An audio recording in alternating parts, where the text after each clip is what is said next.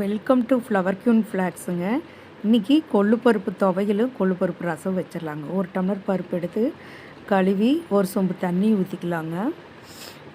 அதுலேயே வந்துங்க ஒரு ஸ்பூன் ஜீரகம்,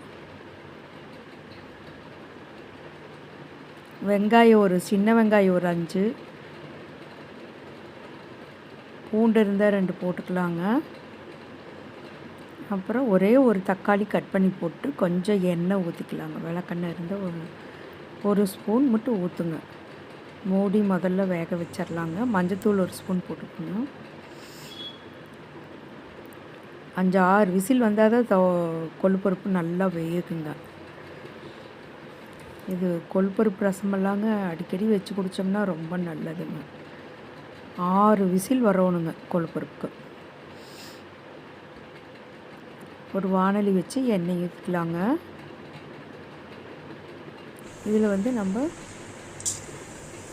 கொத்தமல்லி ஒரு ஸ்பூனு, மிளகு ஒரு ஸ்பூனு, 1/2 ஸ்பூன் ஜீரகம், சின்ன வெங்காயம், பூண்டு,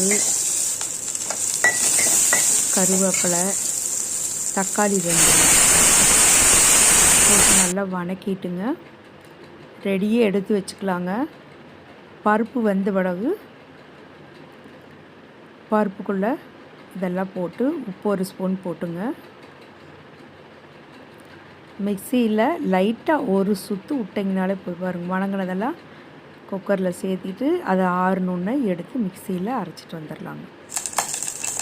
ஒரு பாத்திரம் வச்சு ஆயில் விட்டு கடுகு, கடலைப்பருப்பு, உளுந்து பருப்பெல்லாம் 1/2 ஸ்பூன் போட்டுக்கலாங்க. நல்லா பொரிஞ்சு வந்த பிறகு 1/2 ஸ்பூன் ஜீரகம் இதோட ஆட் பண்ணிக்கலாம்.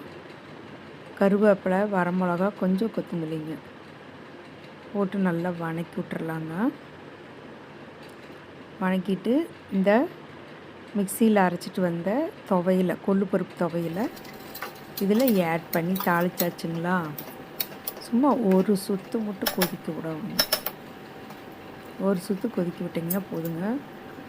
அப்படியே கொள்ளு பருப்பு எடுத்து சாப்பிட்டு பார்த்தா அவ்வளோ ஒரு டேஸ்ட்டாக இருக்குங்க. சாதத்தையெல்லாம் பிசைஞ்சு சாப்பிட்டா அவ்வளோ ஒரு டேஸ்ட்டாக இருக்குங்க. அதுக்குள்ளே ரசத்துக்கு ரெடி பண்ணிடலாங்க. புளி நெல்லிக்காய் சைஸ் ஒரு புளி, 3 தக்காளி, சின்ன தக்காளி போட்டு ஊற வச்சுருக்குறேங்க. ஒரு பாத்திரம் வச்சு உப்பு போட்டுக்கலாங்க. புளி நல்லா ஊறின பிறகு கரைச்சி விட்டுறலாங்க. ஒரு வடிகட்டி வச்சு நல்லா கரைச்சி விட்டு எடுத்துக்கலாங்க. தக்காளி புளி ரெடி ஆயிடுச்சுங்க, கரைச்சி வச்சது. இதோட நம்ம கொள்ளு பருப்பு வேக வச்சோம்லாங்க, அதனோட தண்ணி இருக்குன்னு தெரியுங்களா, அதை எடுத்து இதில் ஊற்றிடலாங்க.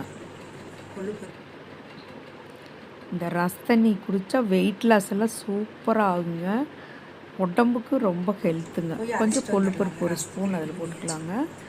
ஜீரகம் ஒரு ஸ்பூனு, மிளகு, கொத்தமல்லி, பூண்டு எல்லாம் போட்டு கொரன்னு அரைச்சிட்டு வந்துடலாங்க. அரைச்சிட்டு ரசத்தில் கலந்து தாளிச்சு ஊற்றிடலாங்க. வறுத்துட்டு வச்சு கடுகு, கடலைப்பருப்பு, மிளகாய், கருவேப்பிலை வச்சு தாளித்து ரெடி ஆகிடுச்சுங்க. ஊற்றிடலாம்.